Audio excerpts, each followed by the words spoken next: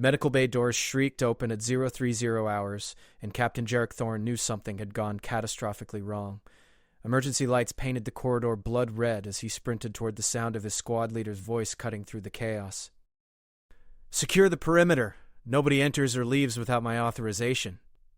Thorne skidded around the corner to find Lieutenant Kessa standing rigid outside the bay. Her silver fur bristled, ears flat against her skull. The Phylexian officer's pupils had contracted to pinpoints, a sign of extreme distress among her species. "Report," Thorne demanded. "The Crown Princess is inside, sir. She won't leave." "She's—" Kessa's tail lashed once, sharply. "She's demanding medical supplies." "For a toy." Thorne's stomach dropped. Princess Mira, third in line to the Phylexian throne, was 7 years old and had been aboard the human medical frigate Nightingale for exactly 14 hours as part of the cultural exchange program. In those 14 hours, she'd managed to charm every crew member, explore every authorized section, and apparently trigger a diplomatic incident. "Show me." Princess Mira sat cross-legged on the floor, her ceremonial robes pooled around her like liquid mercury. Her royal guards, 2 massive Phylexian warriors bred for protection, stood frozen 3 meters away, their expressions caught between duty and confusion. And in the princess's small hands, cradled with heartbreaking tenderness, was a stuffed rabbit. It was clearly ancient. One ear hung by threads, stuffing leaked from a tear along its belly. Its button eyes had been replaced at least twice, judging by the mismatched sizes and colors. "Your Highness," Thorne began, keeping his voice level, "what seems to be the problem?" "Mr. Hopsworth is hurt. I need a doctor. The medical bay is for—" "I know what it is," her voice cracked, "but the young one from the engine room. She said humans can fix anything." She showed me pictures on her communication device.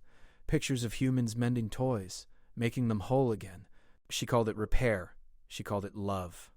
Thorne glanced at Kessa, who gave an almost imperceptible shake of her head. The Phylexian Empire didn't repair damaged goods. They replaced them. It was more than cultural practice. It was philosophy, law, the foundation of their society's efficiency. Broken things stayed broken or were discarded. The guard shifted. One touched his weapon, not threateningly, but as if seeking reassurance. "Ensign Torres," Thorne said quietly into his comm. "Medical bay." Now. While they waited, Mira stroked the rabbit's remaining ear. "My mother gave me Mr. Hopsworth when I was very small. Before she became queen. Before everything changed. She said he was special because he was old, because he'd been loved. But now," her voice dropped to a whisper, "now he's dying, and at home, they'd take him away. They'd say he'd served his purpose. They'd give me something new and perfect, and empty." Ensign Maria Torres entered, took in the scene with practiced calm, and knelt beside the princess without hesitation. "May I?" she asked, extending her hands. Mira hesitated, then placed Mr. Hopsworth carefully in Torres's palms. Torres examined the toy with the same thoroughness she'd apply to a trauma patient. She tested the seams, assessed the stuffing loss, checked the structural integrity of the remaining ear. The silence stretched taut as wire. "I can save him," Torres said finally. "But it won't be quick. Maybe 3 hours. And he'll have scars. The patches will show." "Will it hurt him?" "No, Your Highness. He won't feel a thing." "Will he still be Mr. Hopsworth?" "Every stitch I make will be an act of preservation. Every patch a choice to keep his history alive. He'll be more himself than ever, because he'll carry proof that someone cared enough to fight for him." Mira wiped her eyes with the back of her hand.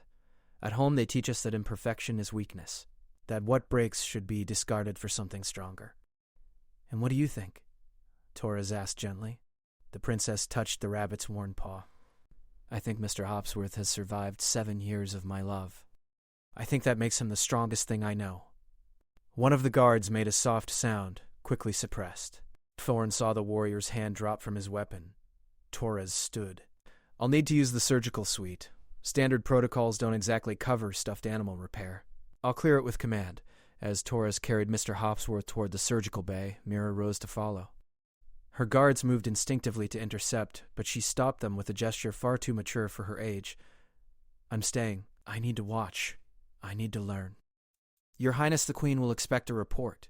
She'll want to know—" "Tell her," Mira interrupted, her voice steady now, "that I'm in surgery. Tell her I'm learning why humans refuse to let broken things die." Thorne made the call to Admiral Chen himself, explaining the situation in crisp, professional terms that somehow failed to capture the weight of what was actually happening. Chen listened, was silent for a long moment, then said simply, "Keep me updated. And, Captain, don't let anyone interrupt." Torres worked with steady hands and infinite patience. She irrigated wounds that existed only metaphorically, sutured tears with thread that matched nothing but somehow fit perfectly, and reconstructed the rabbit's ear with such care that Mira stopped crying and started taking notes on a datapad one of the guards silently provided. The human crew understood immediately, instinctively. They'd all mended something precious: a childhood blanket, a grandmother's quilt, a father's worn jacket. They recognized the surgery for what it was: an act of defiance against entropy, against the cruelty of time, against the idea that love had an expiration date.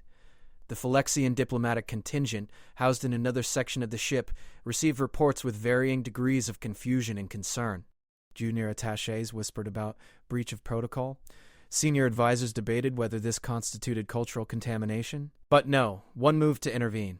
Perhaps because Princess Mira's guards had sent a single unanimous message to the delegation head: "She is learning. Do not interrupt." Torres worked through shift change, through breakfast, through the gradual brightening of artificial day cycle lighting. She reinforced stress points with tiny patches cut from sterile gauze and colored with medical-safe dyes. She replaced the remaining original button eye with careful reluctance, preserving it in a small, sterile container. "For memory," she explained to Mira, "so you'll always know where he came from. By 0600 hours, Mr. 7. Hopsworth lay on the surgical table, whole again but transformed. His patches showed clearly, blue fabric against brown, green thread crossing gray. His repaired ear stood slightly crooked. The new button eye didn't quite match the older replacement. He was perfectly imperfect. Torres sealed the last stitch and stepped back. "He's ready, Your Highness." Mira approached slowly, reverently. She picked up the rabbit, tested his structural stability, examined each patch and stitch with meticulous attention. Then she pulled him close and buried her face in his worn fur. "Thank you," she whispered. "Thank you for teaching me that broken doesn't mean finished." Torres cleaned her instruments, maintaining the professional demeanor that had carried her through dozens of actual surgeries. But Thorne saw her hand shake slightly as she sealed the sterilization unit. "You did good work, Ensign." "Just following orders, sir." "You did something much harder than that." The medical bay doors opened, and the full diplomatic contingent filed in, led by Ambassador Velkith, whose silver-streaked fur and formal bearing marked him as old guard, traditional, utterly committed to Phylexian protocol. The room snapped to attention. Velkith's gaze swept the scene: the exhausted ensign, the human captain, the Phylexian guards who should have prevented this entire incident, and Princess Mira clutching her patched rabbit like it contained the secrets of the universe. "Your Highness," the ambassador began, his voice carrying the weight of generations, "the Queen has requested an immediate report. She has concerns about the nature of your activities." Mira straightened, still holding Mr. Hopsworth. "Tell my mother I have learned something important. Tell her humans possess technology we don't understand. Medical repair technology is hardly—" "Not medical," Mira interrupted. "Philosophical. They have technology that makes broken things worth saving, that makes damage part of a story instead of the end of one." The ambassador opened his mouth, closed it, looked at the rabbit with its visible patches and mismatched eyes. Something shifted in his expression. Not understanding. Not yet, but perhaps the beginning of recognition that he stood at the edge of something larger than diplomatic protocol. "The Queen will want more detail than that." "Then I'll tell her everything." Mira walked forward, her guards falling into step beside her. She paused at the door, turning back to face Torres. "May I ask one more question?" "Of course, Your Highness." She chose her words carefully. "Because replacement is easy. Repair is an act of faith. Every stitch is a promise that whatever was broken deserves a second chance. That damage doesn't define value.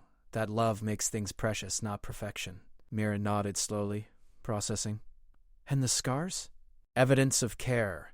A map of everything that tried to destroy something and failed." The princess looked down at Mr. Hopsworth, at his patches and crooked ear and mismatched eyes. When she looked up again, something had changed in her face. The child was still there, but sharing space with it now was something harder, older, more dangerous to the status quo. "Thank you, Dr. Torres," she said formally. "I will remember this lesson." The Phylexian contingent departed, leaving Thorne and Torres alone in the medical bay. Torres slumped against the surgical table, exhaustion finally claiming her. "Think we just started an interstellar incident?" she asked. "Maybe," Thorne said. "Or maybe we just ended one that's been going on for generations." The ship's routine resumed around them, but word of the surgery spread like fire through dry grass. Human crew members smiled knowingly. The Phylexian Adates clustered in quiet conversations, their body language suggesting heated debate. And somewhere in the diplomatic suite, Princess Mira sat with her mended rabbit in a datapad, composing a message that would reach the Phylexian throne world in less than a day. 3 days later, the Nightingale received an encrypted transmission from the Phylexian homeworld. Captain Thorne decoded it personally, read it twice, then called Torres to his office. "You're being summoned," he said, sliding the datapad across his desk. Torres read, "Ensign Maria Torres is hereby requested to appear before Queen Shaoris of the Phylexian Empire to demonstrate the techniques employed in the preservation of damaged goods. Transportation will be provided." "This is not a diplomatic courtesy, this is a royal command." "Oh," Torres said faintly. "Pack for 2 weeks. Bring your sewing kit." Thorne leaned back in his chair. "And Torres? Whatever happens next, remember, you didn't start this. You just showed a scared kid that broken things can heal. Sir, I repaired a stuffed rabbit." "No, Ensign. You performed surgery on the foundation of an empire's philosophy, and apparently it survived." The Phylexian transport arrived the next day, sleek and impossibly fast, its hull marked with royal insignia. Princess Mira emerged first, still carrying Mr. Hopsworth, his patches now visible to anyone who cared to look. Behind her came Queen Shaoris herself. The queen was magnificent and terrifying in equal measure, her presence commanding the docking bay without effort. She wore robes that probably cost more than the Nightingale's annual budget, and her eyes held the weight of ruling 300 systems. She looked at Torres, at Thorne, at the assembled crew. Then she looked at her daughter and the mended rabbit. "Unseen Torres," the queen said, her voice carrying despite its quietness, "my daughter tells me you are a healer of broken things. I help where I can." Queen Shaoris gestured, and attendants brought forward an object wrapped in preservation cloth. When they unwrapped it, Torres saw an ancient stuffed animal, something like a bear maybe, or a large cat. It was in terrible condition, held together more by memory than structure. "This belonged to my mother," the queen said, "and her mother before her. 7 generations of queens, and each of us was told the same thing, that when it finally fell apart, we would commission something new, something worthy of royalty." She touched the toy with one claw, impossibly gentle. "But my daughter showed me pictures, evidence of human philosophy, and she asked me a question I couldn't answer." "What question, Your Majesty?" "If we discard what breaks, what does that teach us about ourselves when we break?" The queen's eyes found Mira, who stood straight and proud despite her youth. "My empire spans galaxies, Ensign. We have conquered disease, poverty, the limits of physical space, but we never learned to mend. We only learned to replace." Torres approached the ancient toy with appropriate reverence. The damage was extensive, more extensive than Mr. Hopsworth's had been. It would take days, maybe weeks. It would require skills she'd never used, techniques she'd have to invent. "I'll need time," she said. "And there's no guarantee." "There never is," Queen Shaoris interrupted. "That's what makes mending an act of courage. Your Majesty, why me? You have access to resources, technology. Because my daughter watched you work and she said something I've never heard from any of my advisors, generals, or scientists." The queen's voice softened just slightly. "She said you made promises to something that couldn't hear you, that you worked as if the toy could feel your care." "That you treated repair as if it was sacred?" She paused. "Is that true?" Torres thought about the long hours, the careful stitches, the way she'd talked to Mr. Hopsworth throughout the procedure, nonsense words of encouragement to a stuffed rabbit that somehow felt necessary, proper, right? "Yes, Your Majesty. I suppose it is. Then you understand what I need." "Not a technician. A doctor who treats mending as if broken things deserve dignity." The implications crashed over Torres like a wave. This wasn't about a toy. This was about demonstrating to an empire that repair was possible, that damage could be addressed rather than discarded, that the philosophy of replacement could be challenged by the practice of care. "I'll do my best," Torres said. "That's all mending ever requires," the queen replied.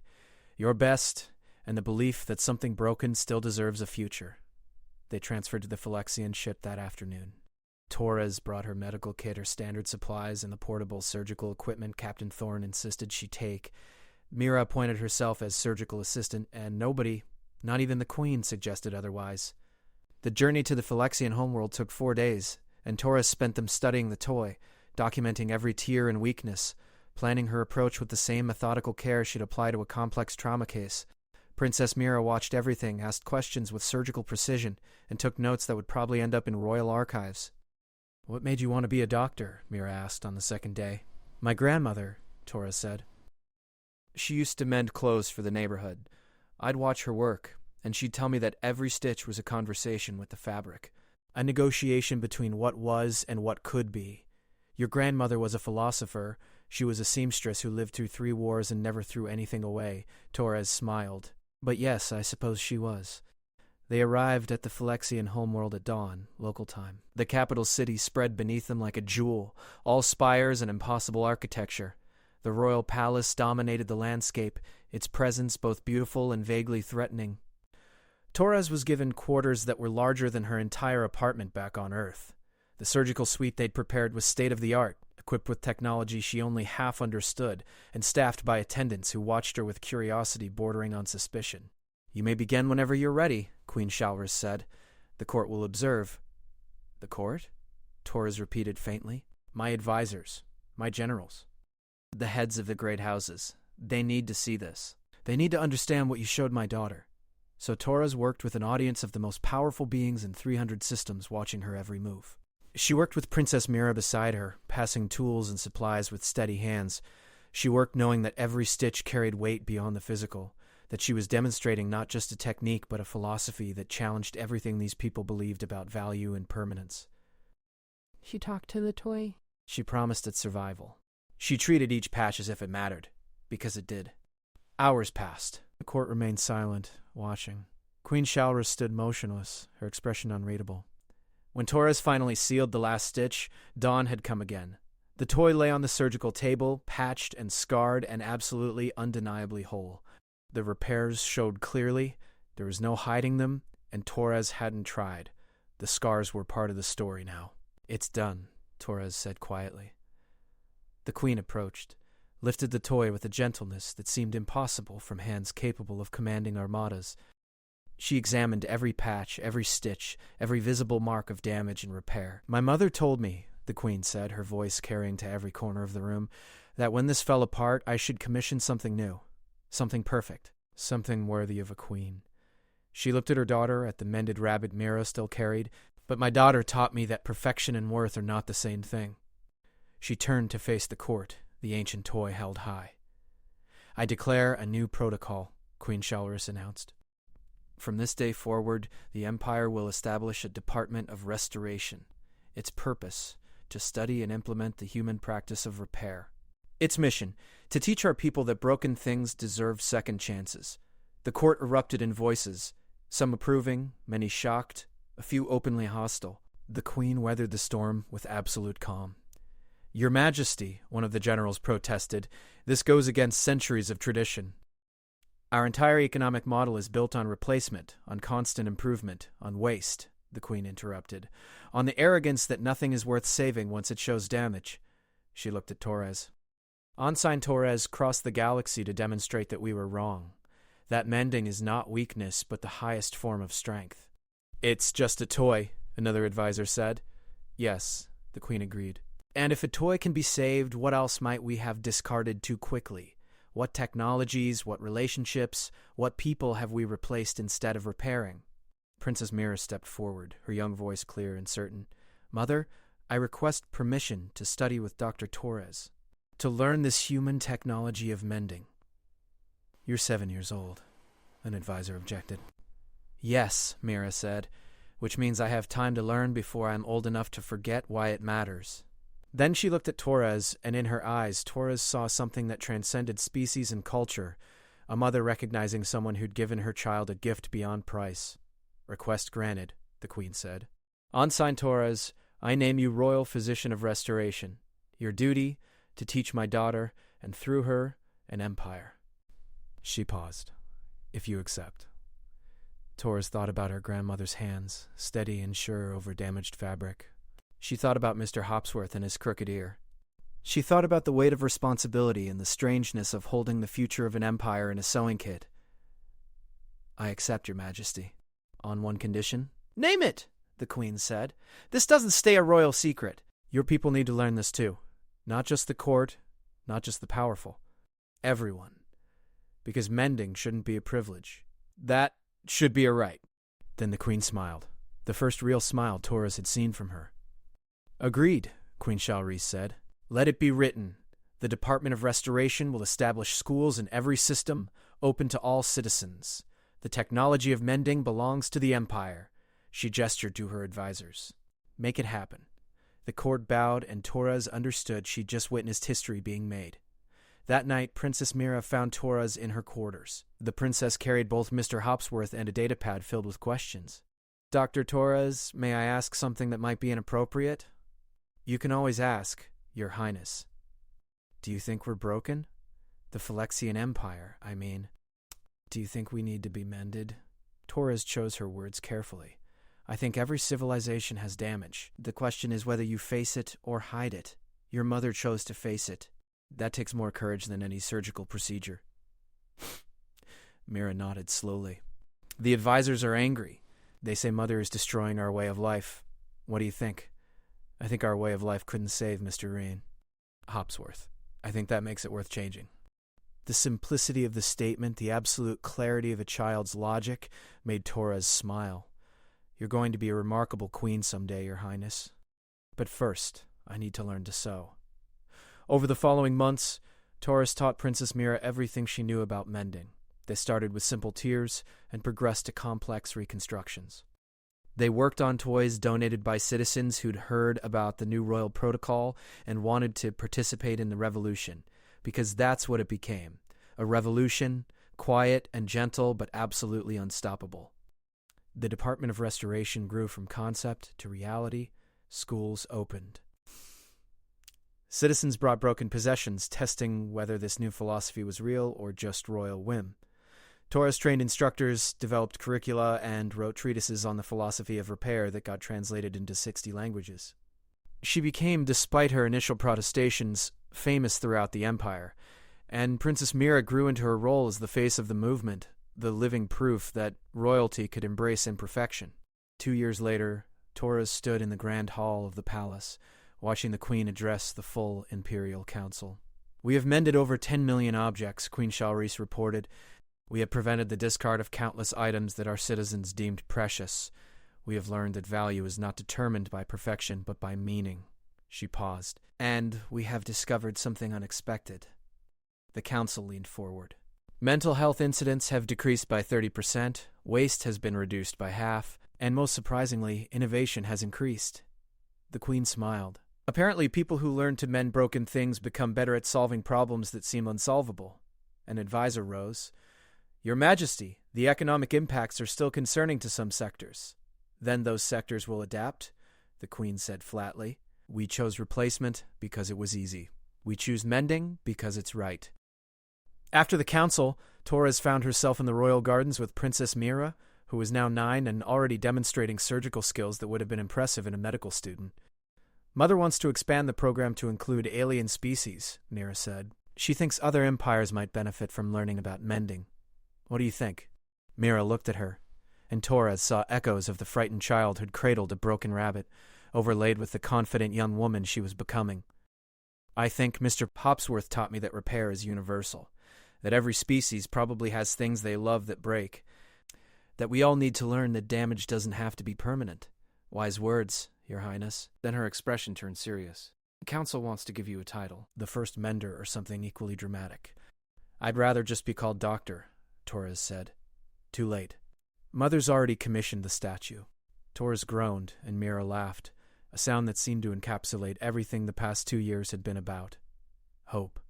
Healing. The radical notion that broken things deserve dignity. That evening, Torres received a transmission from Captain Thorne on the Nightingale.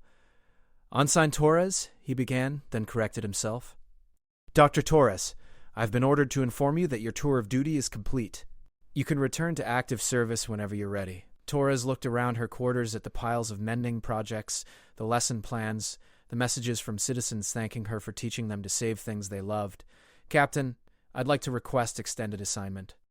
Admiral Chen predicted you'd say that. She also said, and I quote, "Tell Torres she's done more for interspecies relations with a sewing kit than the entire diplomatic corps has managed in a decade." "That can't be official policy, sir."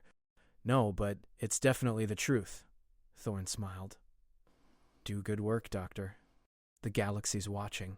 The transmission ended, and Torres sat in the quiet of her quarters, thinking about the strange path that had led from a medical frigate to the heart of an empire, about a stuffed rabbit and a scared child, and the simple act of refusing to let broken things die. She picked up her current project, a worn blanket belonging to an elderly Felixian who'd written that it had belonged to his deceased partner, that he couldn't bear to replace it but didn't know how to save it. Torres threaded her needle, made her first stitch, and whispered to the fabric, "I promise, you're going to survive this. You're going to be whole again." Hopsworth and practiced the same stitches, the same promises, preparing for the day when she would be queen and the philosophy of mending would be her inheritance. The Empire learned to repair, and in learning to mend things, they learned to mend themselves.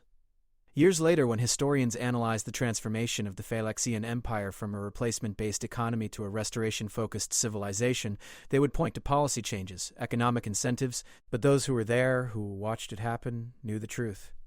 It started with a child who loved a broken rabbit and a doctor who believed that everything deserving of love deserved a chance to heal. Everything else was just stitches.